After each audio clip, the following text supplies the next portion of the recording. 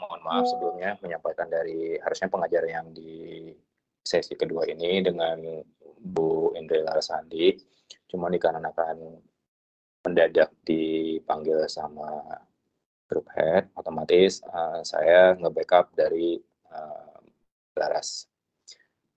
Kita lanjutkan. Tadi kan sebenarnya kita udah sempat ngejelasin dari sisi sebelah kanan nih. Nah, kita tuh sekarang mau masuknya dari sisi sebelah kiri, yang mana solusi banknya itu adalah untuk pembiayaan KMK dan kereta talangan. Atau kereta talangan itu kita ngomong itu asset based invoice financing.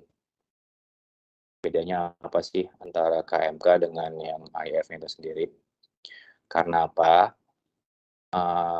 Karena yang tadi itu kan kalau dari kita sisi sebelah kanan kita ngeliat kebutuhan dari sisi bayar ke distributor ya, dari sisi penjualannya, prinsipal terkait dengan penjualan barang-barangnya.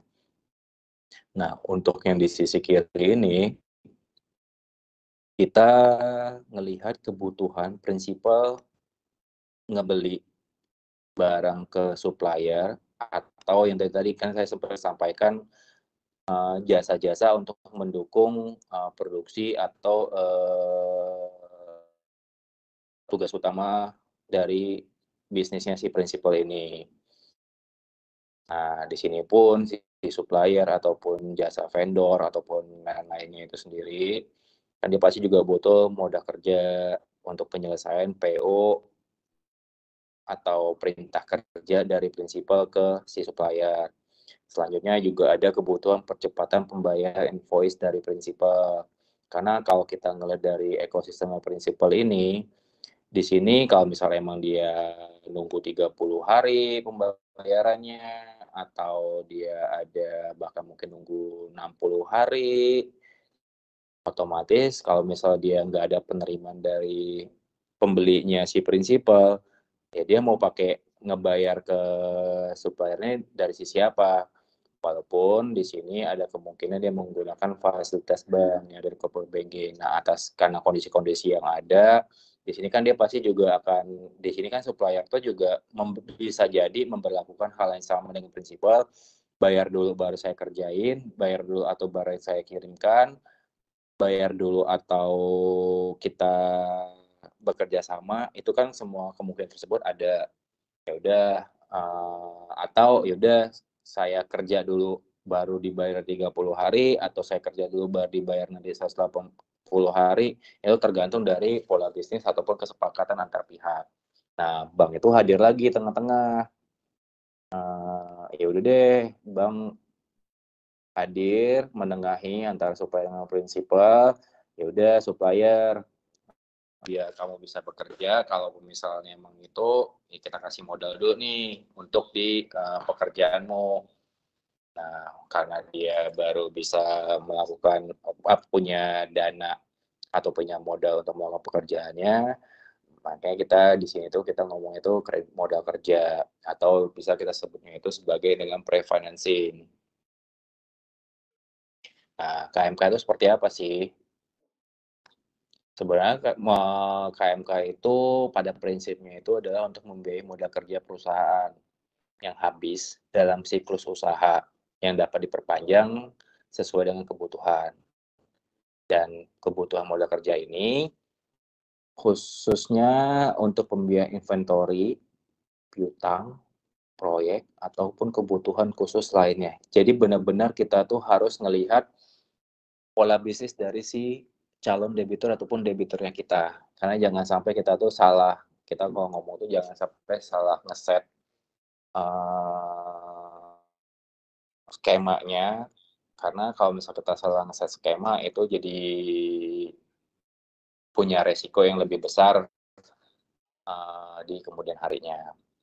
Nah, KMK itu seperti apa di Bank Mandiri? Sebenarnya kalau jenis-jenis KMK itu kita itu biasanya ngebagi KMK revolving dengan revolving. Perbedaannya apa? Perbedaannya adalah kalau revolving, kan tadi sempat di distributor financing itu kita sampaikan revolving transaksional kan ya. Nah, cuman kita ngebagi dari cara pencairannya atau penarikan fasilitasnya. Kalau revolving itu dia bisa menarikan kapan aja sesuai dengan kebutuhan bisnis.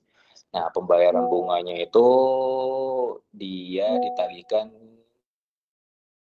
pada waktu penggunaannya. Jadi misalnya ambil contoh, kalau misalnya dia, oh saya mau menggunakan fasilitas KMK saya mungkin cuma 10 hari. Oh udah bunganya itu di 10 hari aja yang dikenakan. Tapi pada waktu dia ngeberesin fasilitasnya, pokoknya itu harus diperhitungkan pada akhir periode. Gitu. Jadi pokok plus bunganya dihitung di akhir periode. Nah, kalau revolving, non revolving itu penarikan seluruhnya di depan. Maksudnya apa? Ini saya ambil contoh di sini.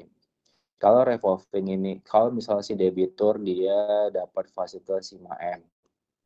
Ini yang ini juga 5M. Nah, 5M ini konsepnya sama kayak kartu kredit. Tergantung plafon. Hampir sama dengan distributor financing tadi. Jadi pencairannya bisa dibagi-bagi tergantung kebutuhan.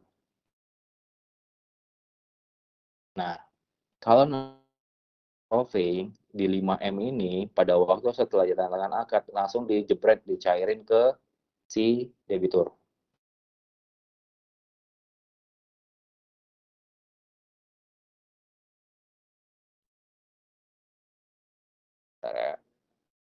Ini tiba-tiba putus lagi koneksinya untuk yang di laptop.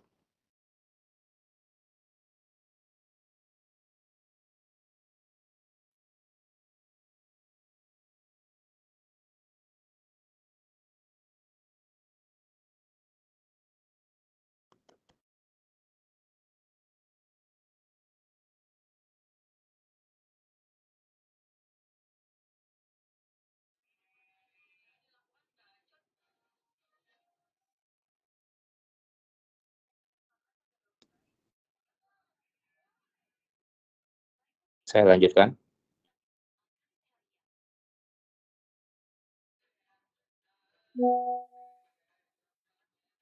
Mohon maaf ya kalau sinyalnya agak putus nyambung.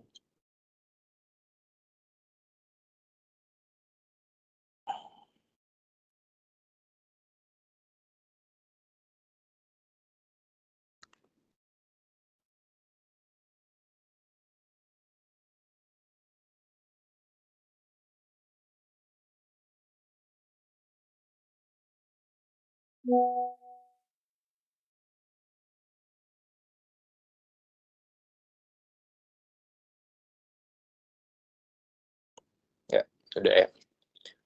Saya lanjutkan untuk yang di non revolving itu penarikan seluruhnya di depan. Jadi kalau misalnya dia jatuh fasilitas itu selama 1 tahun, berarti 12 bulan.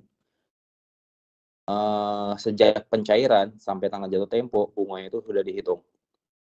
Jadi kenapa dibedain? Ini lebih pada prinsipnya lebih ke kebutuhan dan kita memperhitungkan resiko. Kalau misalnya revolving, non revolving itu biasanya emang dari sisi limitnya nggak terlalu besar dan kebutuhannya itu emang dia modal kerja untuk biar langsung dijalanin. Nah, nanti si debitur tinggal ngebayarinnya itu pada waktu dia melakukan pelunasan. Jadi diselesain gitu sama dia. Sedangkan kalau misalnya revolving, dari sisi kebutuhannya itu, oh saya baru mau ngebeli bahan-bahan pekerjaan saya mungkin di 2 bulan lagi. Yaudah, yang untuk pekerjaan bahan mungkin saya udah ngaju dari sekarang, tapi nanti baru cairin di 2 bulan lagi dengan nominal misalnya 1 miliar. Jadi dicicil nih pencairannya. Nah, nanti dicicil itu dicek juga kapan kira-kira dapat pembayaran dari si prinsipal. Nah, itu disesuaikan. Nah, itu dari sisi revolving. Nah, revolving itu sendiri, dia itu dibagi lagi dari sisi umum maupun transaksional. Dan transaksional tadi yang kita ambil konsep, bukan konsep dari DF, tapi DF itu juga kurang lebih yang bersama kayak KMK transaksional.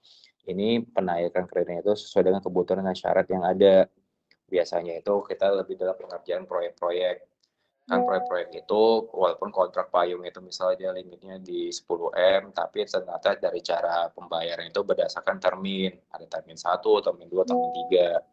Nah, di termin 1 kita cairin dulu parsial dengan kebutuhannya dia, dengan informasi kalau pembayaran termnya misalnya 30%, berarti kan nanti asumsinya adalah pembayaran dari prinsipal itu 30% dari kontraknya.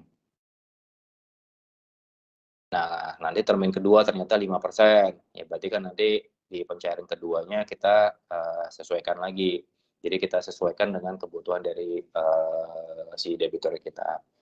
Nah, fitur-fitur yang modal kerja itu seperti apa sih? Nah, sebenarnya hampir sama kayak distributor financing tadi.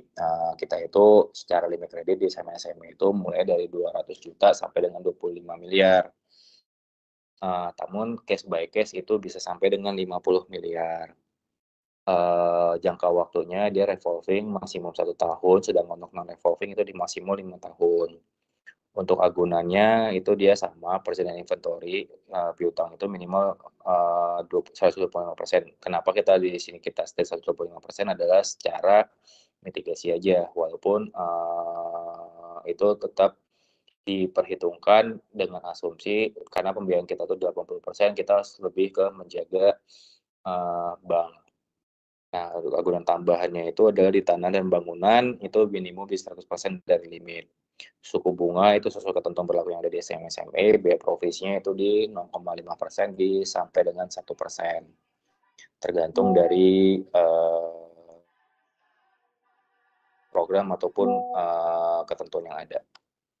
Nah, di sini di KMK itu kita tuh sebenarnya ada peran dalam proyek dari APBN maupun APBN. Nah, tadi kan seperti juga KMK itu kita ada namanya KMK kontraktor APBN BUMN. Di KMK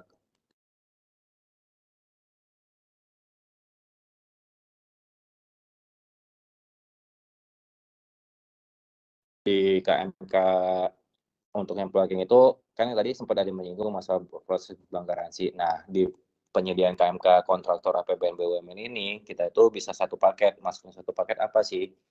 Kita nyediain plafon facility itu kepada debitur dengan sublimit misalnya bank garansi. Nah, dari sisi itu dengan limit plafon yang sudah diberikan kita karena kan mereka biasanya juga ada kebutuhan bank garansi. Nah, bank garansi itu selain sebagai fasilitas dia bisa setoran jaminan 100%. Ya udah untuk pelaksana ABCD seperti itunya, seperti yang digambar di sini kita ya beberapa benefit kita kasih juga kemudahan misalnya dengan 20%. Nah, di fitur-fiturnya itu sendiri, misalnya itu kan case by case, kita tergantung programnya dengan APBN itu APBN yang mana, ya udah kita coba kasih gambaran ataupun program-program untuk membantu program pemerintah tersebut. Nah, kalau dari sini sebenarnya tahapan pengajuan kreditnya hampir sama kayak yang ada di distributor financing. Di sini pemohon mengajukan permohonan, melengkapi berkas ke bank, nanti kita dari si RM melakukan survei, analisa, dan usulan rapat komite untuk diminta keputusan. Setelah itu RM memberikan SPPK, kalau di sini kita ngomong, kalau di layar offering letter, kalau misalnya setuju sudah dilakukan akad kredit atau perjanjian kredit. Yang ngebedain dari distributor financing tadi adalah distributor financing after dari PK atau perjanjian kredit itu kan dia harus melakukan setting limit ke SCM. Kalau di sini dia enggak. Nah, ini nanti ada proses internal di kita untuk pembentukan rekening pinjaman. Nah, tahapan pencairan fasilitasnya tinggal dilihat kan tadi di depan. Kalau misalnya emang dia non revolving, berarti tinggal dicek berkas perjanjian kredit itu nanti setelah rekening pinjaman yang terbentuk akan dicekkan lebih lanjut. Tapi kalau misalnya yang revolving, tinggal dilihat nih dia revolving transaksional atau bukan. Nah, kalau yang kita lihat di sini adalah tinggal melihat dari jenis kreditnya. Kalau dia transaksional, berarti nanti pencairannya berdasarkan kontrak underlying progres atau sesuai dengan hasil rapat keputusan kredit. Kalau misalnya dia revolvingnya itu dikasih plafon tersendiri, oh berarti kita tinggal melihat apa akses apa yang bisa dikasih ke debitur untuk melakukan pencairan. otomatis pada waktu pencairan itu dia tetap mengirimkan permohonan pencairan beserta dokumen pendukungnya. Nanti RM melakukan pengecekan kebenaran dokumen dan selanjutnya RM melakukan proses pencairan ke rekeningnya debitur. Ya, ini nice to know aja. Sedangkan untuk kriteria pemohon dan syarat dokumen, ya kalau misal di KMK kontraktor itu dia otomatis dia untuknya APBN atau lembaga pemerintah yang memiliki bermasalah, memiliki pengalaman mengerjakan proyek, dan memiliki track record yang baik. Nah, syarat dokumennya ini hampir sama, dan pasti di bank-bank lain juga ini sama, nggak ada yang ngebedain. Akta pendirian secara legalitas, legalitasnya perusahaan, laporan keuangan, legalitas itu ya biasanya ada NIB, akta perusahaan, akta pendirian beserta perubahannya, KTP pengurus, ya kayak gitu-gitu. Nah, untuk karena yang di APBN itu biasanya bersifat transaksional berdasarkan dari termin, kita akan melihat kopi kontrak dan dokumen yang dipersamakan. Nah, selanjutnya mutasi bank lain itu adalah untuk ini masih belum pindah ya, sorry. Nah, terus.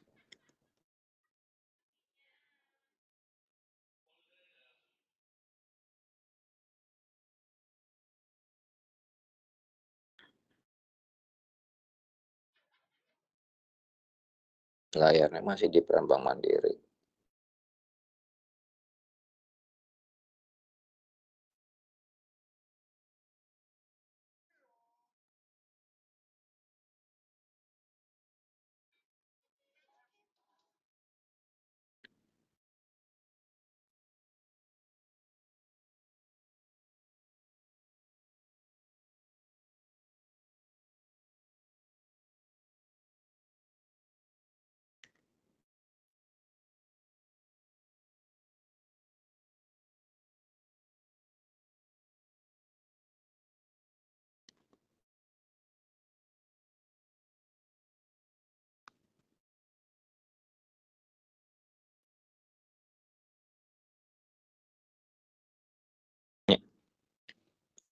Di sini untuk kriteria yang saya sampaikan tadi, kriteria pemohon seperti apa dan syarat dokumennya seperti apa.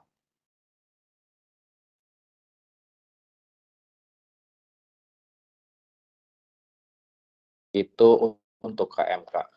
Nah, di sesi KMK ini ada yang ditanyakan, silakan diskusi.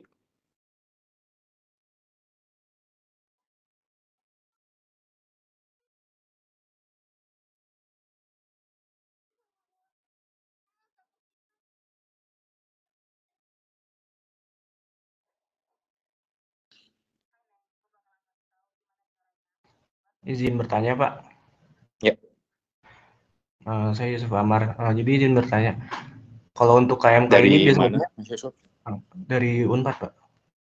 Oh, Unpad. Jurusan Iya, apa? manajemen, Pak. Oke, udah di Nangor ya? Iya. Oke, silakan. Kalau untuk KMK ini sebenarnya perusahaan atau industri yang biasanya menggunakan itu industri apa ya, Pak? Kalau untuk dari jenis KMK ini. Kalau untuk industrinya, hampir semua industri pasti membutuhkan modal kerja, baik dia jasa transportasi, jasa pertambangan, jasa perdagangan, ataupun industri yang lainnya, itu pasti kemungkinan terbesar dia membutuhkan modal kerja, kecuali kalau perusahaannya itu secara modal perusahaannya dia kuat, jadi dia nggak perlu bantuan dari bank lain. Karena kan kalau misalnya dari sisi perusahaan, kalau misalnya emang dia punya facility, komponen bunga bank itu pasti akan diperhitungkan sebagai komponen biaya atas jasa usaha yang mereka jalankan kan. Jadi hampir semua industri, bahkan kita sampaikan ini untuk KMK ini bisa kita aplikasiin. Nanti nggak dilihat itu tadi apakah si perusahaan ini secara modal dia kuat atau emang sebenarnya fasilitas ini adalah untuk membantu jaga-jaga apabila di tengah jalan misalnya, oh ternyata orderan saya meningkat nih, uang atau modal saya dari perusahaan ini, wah kalau pakai uang saya pribadi, saya nggak bisa ngebooster produksi saya, atau saya nggak bisa melebarkan ekspansi usahanya saya gitu. Ya udah, salah satu caranya adalah saya membutuhkan modal kan. Modalnya apa? Bisa kita nyari investor atau emang kita mengajukan pembiayaan kepada bank. Kurang lebih kayak gitu sih, Mas Yusuf. Baik, jelas Pak. Izin tanya lagi Pak. Ya, silakan, nggak apa-apa. Kalau untuk misalnya dari si prinsipalnya, misalnya dia yang menggunakan financingnya, misalnya dia telat bayar gitu Pak, dia dikenakan call 1, call 2 juga atau enggak ya Pak? Ya, kalau di KMK ini, kalau misal di telat bayar, kan kita tadi saya sempat menjelaskan misal KMK transaksional yang ada hubungannya dengan prinsipal atau misalnya dari BOWIR ya, pemberi kerjanya kan ya. Uh, yang kalau misalnya emang telat bayar, itu yang akan kita lihat adalah dari sisi debiturnya. Jadi ke debiturnya. Prinsipalnya nggak akan kena call 1, call 2, call 3. Nah, prakteknya kalau misalnya emang dia menunggu project itu atau emang menunggu pembayaran dari prinsipal, di bank itu dia bisa melakukan cross check, bener nggak ini tuh belum dibayar atau kayak gimana. Kalau ternyata belum dibayar, mungkin akan dilakukan proses di perpanjangan ataupun kondisi sesuai dengan informasi yang didapat oleh bank. Jadi si debitur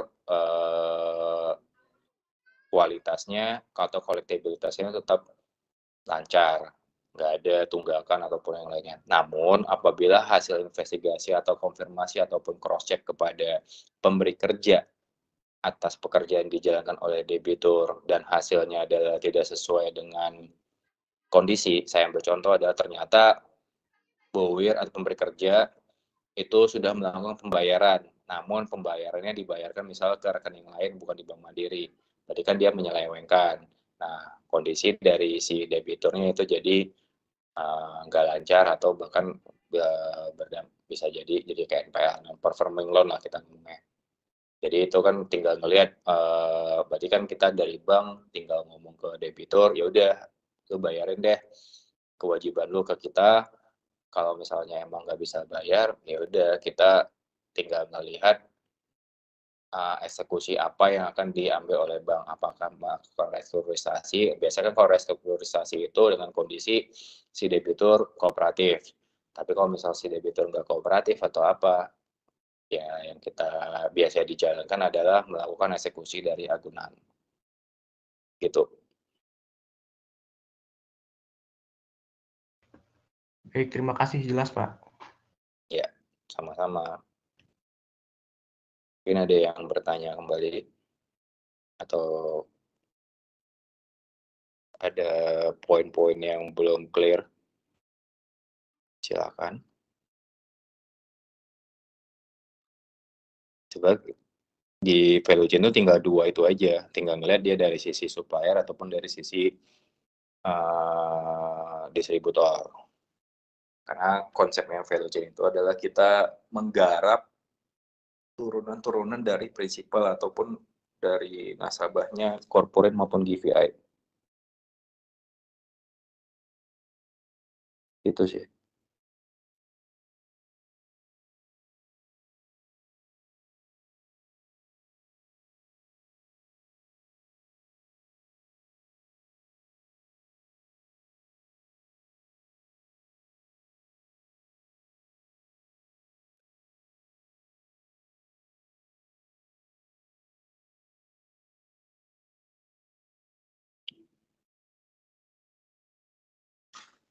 Kalau nggak ada,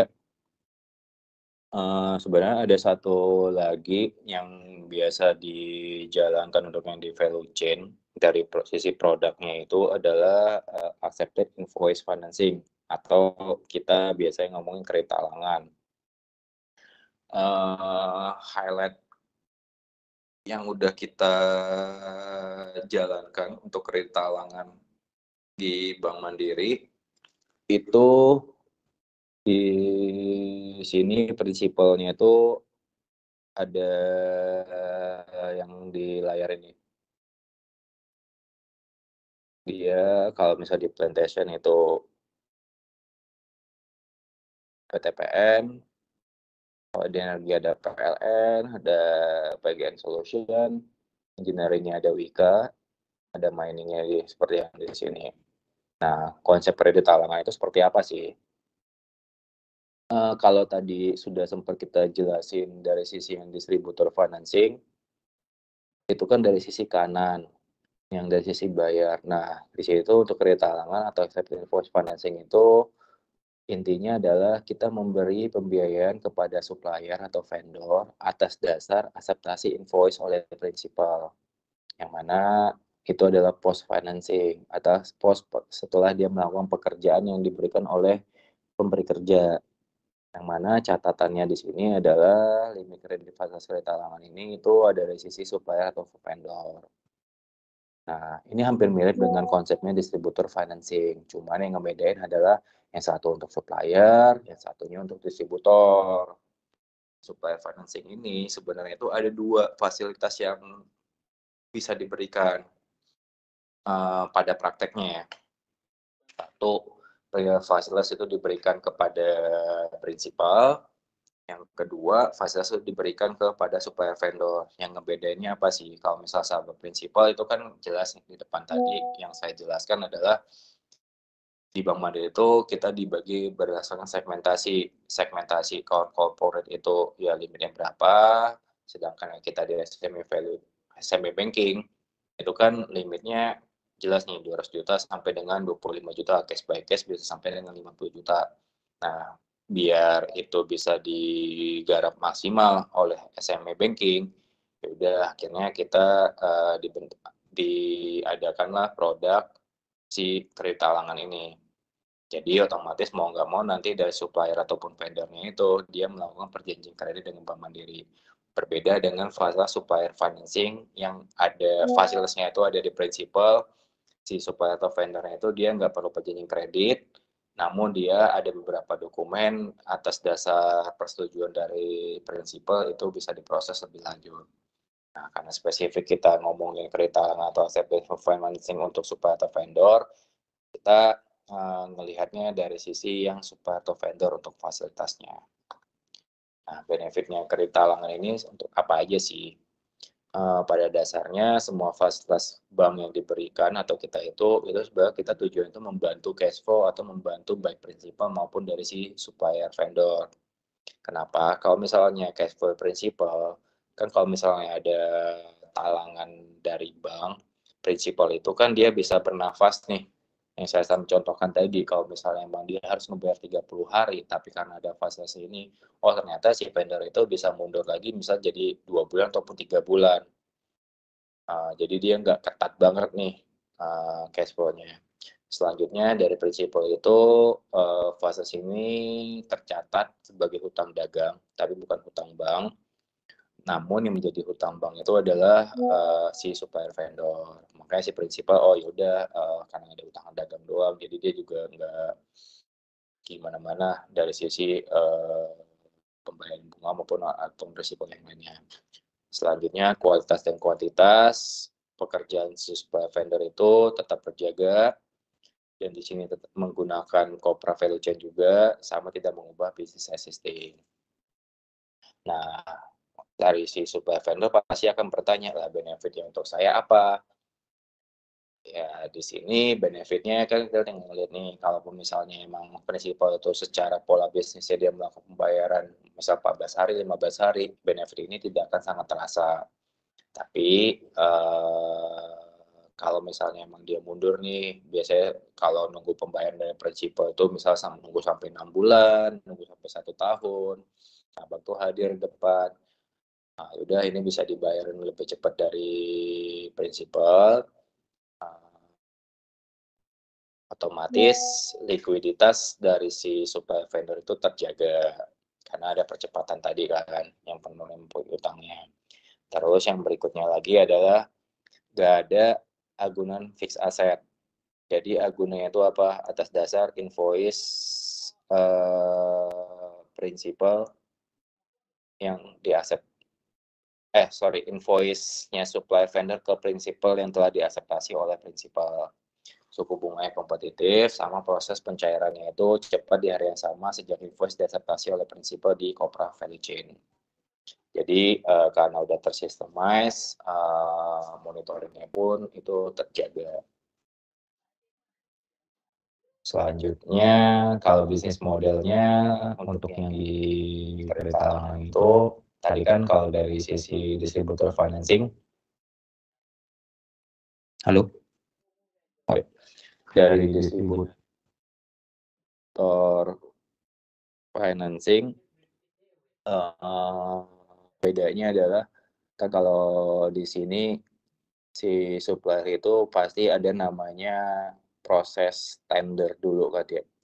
Apakah dia ditunjuk langsung atau enggak. Pokoknya intinya kalau misalnya emang si supplier itu ditunjuk oleh pemberi kerja atau prinsipal, dia akan mendapat kontrak kerja, selanjutnya mengerjakan SPKP, mendapatkan perintah kerja atau melakukan purchase order si prinsipalnya. Selanjutnya kalau misalnya emang dia perintah kerja, dia akan melaksanakan pekerjaan dan pengiriman barang kalau misalnya dalam bentuk purchase order. Nah, selanjutnya dia melakukan serah terima BSD atau mengirimkan invoice. Nah, biasanya kalau kita ngebeda ini KMK itu ada hadirnya di sini. Ini KMK.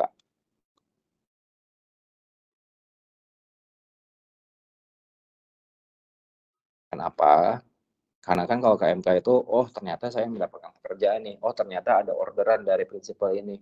Cuman saya butuh modal nih untuk melakukan pekerjaan itu atau mengirimkan atau memproduksi barang yang diminta. Nah, disinilah KMK itu ada. KMK itu ada, ya udah nanti setelah itu kalau misalnya sudah selesai pekerjaannya, ya udah duduk ngomong kan ke prinsipal, gue udah selesai nih BSD ataupun invoice-nya. Nah, si prinsipal dia akan ngecek nih kebenarannya serta progres pekerjaannya sesuai atau enggak dengan yang sudah dijanjikan pada waktu proses tenderingnya. Oh, kalau udah ada, ya udah oke, nih akan siap gitu. Nah, nanti si prinsipal dia akan melakukan akseptasi invoice, dia akan ngupload di SCM. Nah, itu tadi dia akan dibayarin ke si supplier vendor. Nanti si bank tinggal nunggu pembayaran dari prinsipal, tinggal ngebalikin itu aja. Nah, sebenarnya pada prinsipnya untuk yang kredit talangan itu harus suku bunga itu kan kita sesuaikan. Kalau yang tadi disebut financing itu kita bermain dengan simple interest. Kalau yang di kredit talangan ini kemungkinan ada bukan dua metode perhitungan bunga, simple interest ataupun diskonto. Nah, yang beda ini apa sih? Kalau misal simple interest itu ya prinsipnya sejak dicairin berapa hari yang dipakai itu bunganya dihitung secara harian. Tapi kalau diskonto itu tuh kita cari di depan nih, tapi bunganya itu udah kita hitung di depan. Jadi kalau misal tenornya 60 hari, ya berarti 60 hari. Jadi berapapun dipakai, bunganya akan dihitung di 60 hari. Tapi kalau simple interest, kalau misalnya emang tenor kita kasih 60 hari, tapi ternyata dia cuman menggunakan atau hasil pencairan dilunasin di 30 hari, otomatis bunganya itu di 30 hari saja. Jadi bedanya di situ. Nah, timeline-nya itu sebenarnya ada yang di depan ini, semenjak yang dari sesi akseptasi invoice. Nah, kalau di sini kita contohin itu adalah yang untuk simple interest. Jadi kalau simple interest itu rata-rata kita pasti akan ngasih 95%, enggak di 100%. Kenapa? Kita kan ngejaga ini suku pembayaran bunganya. Kalau misal kita kasih 100%, nanti ada resiko dia nggak mau bayar atau nggak dibayar atau nggak dapat source payment-nya dari prinsipal, oh ya kita nggak dapat bunganya gitu. Dan kalau diskonto kita berani ngasih 100% di depan karena bunganya kita ambil di depan kan. Otomatis kita kasih 95% dulu. Nah, pasti bertanya kan, 5%-nya lagi gimana dari invoice? Nah, 5%-nya lagi itu akan kan asumsinya itu adalah nanti pada waktu di sini itu si prinsipal akan ngebayarin 100% kan. Berdasarkan akseptasi invoice-nya itu tadi. Ya udah, di 100%-nya itu akan dibayar untuk pokok plus bunga, nanti sisanya itu dipindah bukukan ke rekening operasional nasabah. Gitu. Nah, skema pembiayaannya ini hampir sama juga sebenarnya dengan distributor financing, hanya skemanya kita berikan kepada supplier. Kalau yang si distributor financing itu kita ke distributor, tetap aja. Kalau dari supplier itu tetap aja kita ber-PKS juga, ada surat rekomendasi juga. Selanjutnya, sebelum efektif limit atau efektif fasilitas, kita melakukan analisa dan perjanjian kredit. Nah, nanti kalau misalnya secara limit kredit talangan ini sudah efektif, tinggal si supplier memohon pencairannya ke prinsipal. Dia mengirimkan invoice berdasarkan surat permohonan, nanti akan dikirim langsung ke prinsipal. Atau emang tergantung ya kesepakatan antara prinsipal dengan Bank Mandiri. Cuman lazimnya adalah kita memberikan akses kepada prinsipal untuk dapat melakukan verifikasi dan upload invoice itu ke SCM. Atas dasar akseptasi invoice-nya yang dikirimkan oleh supplier dan sudah diupload oleh prinsipal, Bank Mandiri melakukan pencairan ke rekeningnya si supplier. Nah, berdasarkan sesuai tenor, itu tenor yang disepakati seperti apa, kita tunggu jatuh tempo. Karena dia pembayaran itu dari prinsipal, kita menunggu informasi atau pembayaran dari si prinsipal ke vendor atau supplier. Pada waktu kalau misalnya sebelum jatuh temponya ini, ya secara otomatis si SCM itu akan melakukan pendebatan dari rekening escrow-nya. Gitu. Nah, untuk pencairannya ini kita lebih detailin lagi. Ya sebenarnya kalau dari sisi pencairannya tetap ada surat permohonan sama invoice yang ditagihkan. Nah nanti di Kopra itu si prinsipal dia akan melakukan verifikasi, selanjutnya upload, selanjutnya prinsipal itu melakukan ya checking ya, double checking atas permohonan yang ada. After checking, diverifikasi.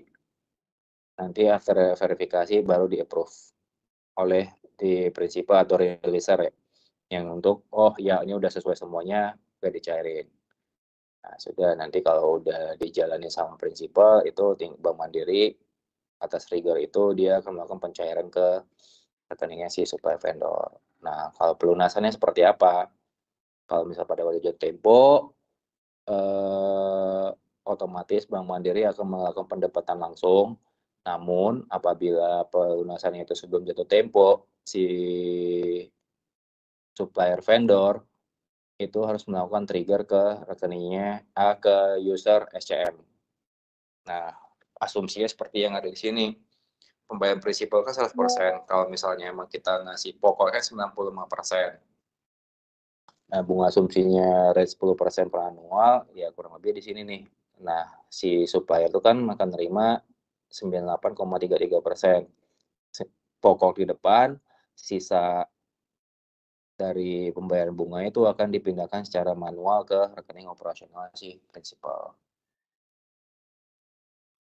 Eligible supplier vendornya itu sama, hampir sama seperti distributor financing. Tetap harus mendapatkan surat rekomendasi dari prinsipal. Selanjutnya legalitas usahanya seperti apa, dicek. Kolektibilitas dari si supplier vendor dicek juga. Terus kita melakukan trade checking. Trade checking ini tinggal kita mencari informasi, ada informasi negatif nggak dari si supplier atau vendornya. Ini pasti berlaku di semua aspek dalam permohonan fasilitas kredit di bank. Nah, cuman yang ngebedain antara KMK, supplier kredit talangan dan distributor financing itu sebenarnya dari sisi target market dan pola usahanya. Nah, yang ngebedain lagi KMK sebenarnya nggak perlu surat rekomendasi itu dari prinsipal, yang diperlukan surat rekomendasi hanya kredit talangan dan distributor financing.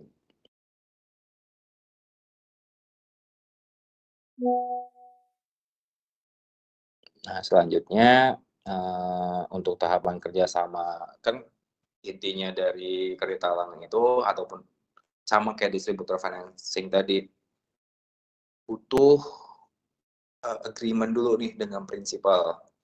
Kita mau kayak gimana, kerjasama apa yang kita jalankan gitu. Ya otomatis biasanya kita kalau di Bank Mandiri itu kita akan presentasi dulu dengan si prinsipal, kita jelasin solusinya bla bla bla seperti ini. Oh ternyata prinsipal oke, saya setuju. Oh yaudah nanti after itu bank akan melakukan usulan kepemilikan kewenangan atas kerjasama yang sudah disepakati dengan prinsipal. After tersebut kita melakukan perjanjian kerjasama dengan prinsipal yang mana poin-poin kerjasamanya itu berkenannya prinsipal mengeluarkan surat rekomendasi, limit supplier vendor itu berdasarkan evaluasi bank atau sesuai dengan limit rekomendasi, tenda pembiayaan yang disepakati. Selanjutnya prinsipal dan bank melakukan sosialisasi bersama kewajiban prinsipal untuk melunasi tagihan yang sudah diakseptasi kepada supplier vendor, yang mana dalam hal ini di kesediaan prinsipal menyalurkan pembayaran ke rekening escrow-nya supplier vendor. Selanjutnya jangka waktu perjanjian kerjasama dan kesediaan penggunaan SCM. Nah, kalau misalnya itu udah sepakat, udah berkenan untuk PKS, ya sudah kita tinggal melakukan proses sesuai dengan skema yang dijelaskan di depan tadi. Sudah deh, selesai. Seperti itu konsep yang ada di value chain. Dari yang tiga ya kita sampaikan dari produk. Monggo kalau ada yang mau bertanya atau diskusi lebih lanjut kayak gimana sih konsepnya value chain di SMB banking itu silakan.